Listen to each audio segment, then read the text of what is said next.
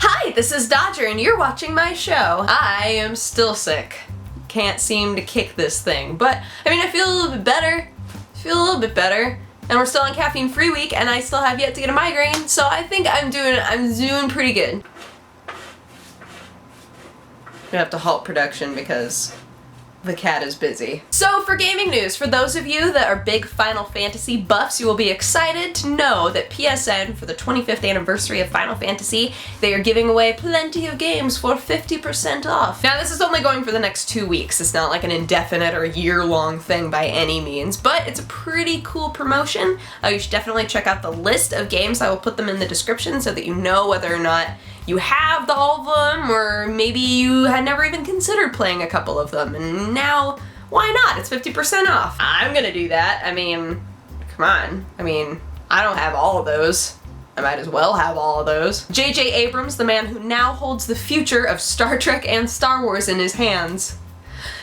He was at the DICE Summit with Gabe Newell, and they went on stage together and they were talking about story structure and all of these fun, fantastical things, and then they very nonchalantly announced that they wanted to do a project together, that they wanted to do either a Half-Life movie or a Portal movie, and they had even been in talks about making a game together. Nah, I love me some J.J. Abrams. But the other reason that I found this so cool is that I think a lot of the resistance to Hollywood video game world crossovers is that a lot of the times it feels like the Hollywood director bullies his way in and he's like, hey, I want to try games too! But in this scenario, it really did feel like they wanted a collaboration. They wanted to come together and just make something really cool, not only in one medium, but also in the other, like really work together and branch off into both spaces. I think the Hollywood and game developer connection is really going to come about not through companies and not through weird pressures, but through friendships. Like this literally felt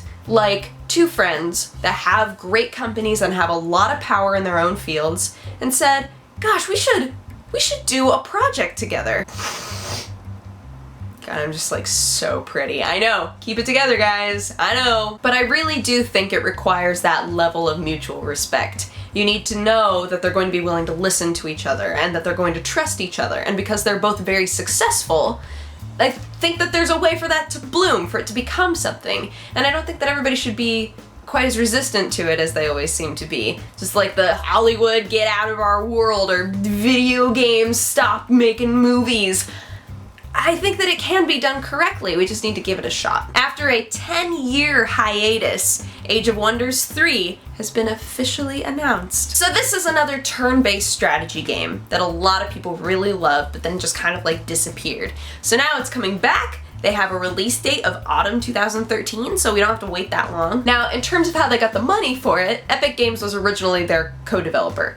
I don't think that they're working with Epic Games this time. They did wind up producing it the more old-fashioned way. They didn't do a Kickstarter or anything like that, but they haven't announced who their partner is yet.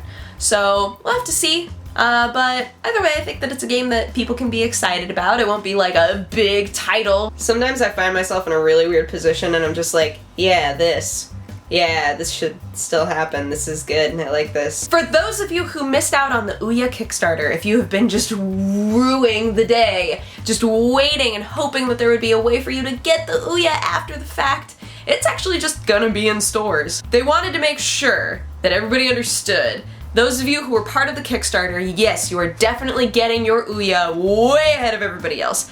But if you missed out on all of that, you can definitely get it in stores at some point. We don't know when. The console will be at Best Buy, GameStop, and Target, and it will be up for $100.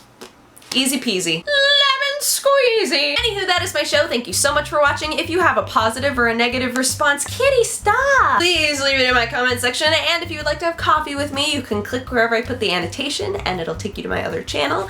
But otherwise, I hope that you guys had an amazing day, and I will talk to you again on Friday. Okay, bye-bye! Mwah! Hey, I want to try games too!